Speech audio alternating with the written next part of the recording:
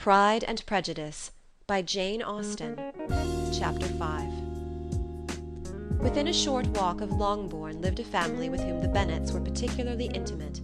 Sir William Lucas had been formerly in trade in Meryton, where he had made a tolerable fortune, and risen to the honour of knighthood by an address to the King during his mayoralty. The distinction had perhaps been felt too strongly. It had given him a disgust to his business, and to his residence in a small market town, and in quitting them both, he had removed with his family to a house about a mile from Meryton, denominated from that period Lucas Lodge, where he could think with pleasure of his own importance, and, unshackled by business, occupy himself solely in being civil to all the world. For, though elated by his rank, it did not render him supercilious. On the contrary, he was all attention to everybody. By nature inoffensive, friendly, and obliging, his presentation at St. James's had made him courteous. Lady Lucas was a very good kind of woman, not too clever to be a valuable neighbour to Mrs. Bennet. They had several children. The eldest of them, a sensible, intelligent young woman about 27, was Elizabeth's intimate friend. That the Miss Lucases and the Miss Bennet should meet to talk over a ball was absolutely necessary, and the morning after the assembly brought the former to Longbourn to hear and to communicate. "You began the evening well, Charlotte," said Mrs. Bennet with civil self-command to Miss Lucas. "You were Mr. Bingley's first choice." "Yes, but he seemed to like his second better." "Oh, you mean Jane, I suppose, because he danced with her twice. To be sure that it did seem as if he admired her. Indeed, I rather believe he did. I heard something about it, but I hardly know what. Something about Mr. Robinson." "Perhaps you mean what I overheard between him and Mr. Robinson. Did not I mention it to you? Mr. Robinson's asking him how he liked our Meryton assemblies, and whether he did not think there were a great many pretty women in the room, and which he thought the prettiest, and his answering immediately to the last question, 'Oh, the eldest, Miss Bennet, beyond a doubt. There cannot be two opinions on that point.'" "Upon my word! Well, that is very decided indeed. That does seem as if... But, however, it may all come to nothing, you know." "My overhearings are more to the purpose than yours, Eliza," said Charlotte. "Mr. Darcy is not so well worth listening to as his friend, is he? Poor Eliza, to be only just tolerable."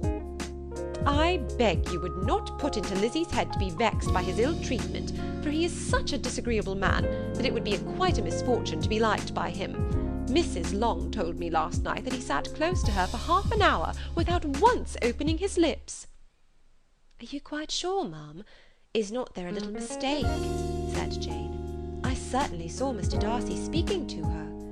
"Aye, because she asked him at last how he liked Netherfield, and he could not help answering her, but she said he seemed quite angry at being spoken to." "Miss Bingley told me," said Jane, "that he never speaks much, unless among his intimate acquaintances. With them he is remarkably agreeable." "I do not believe a word of it, my dear. If he had been so very agreeable, he would have talked to Mrs. Long. But I can guess how it was. Everybody says that he is at up with pride, and I dare say he had heard somehow that Mrs. Long does not keep a carriage, and had come to the ball in a hack chaise." "I do not mind his not talking to Mrs. Long," said Miss Lucas, "but I wish he had danced with Eliza." "Another time, Lizzie," said her mother, "I would not dance with him if I were you." "I believe, ma'am, I may safely promise you never to dance with him." "His pride," said Miss Lucas, "does not offend me so much as pride often does, because there is an excuse for it. One cannot wonder that so very fine a young man, with family, fortune, everything in his favour, should think very highly of himself. If I may so express it, he has a right to be proud." "That is very true," replied Elizabeth, "and I could easily forgive his pride, if he had not mortified mine."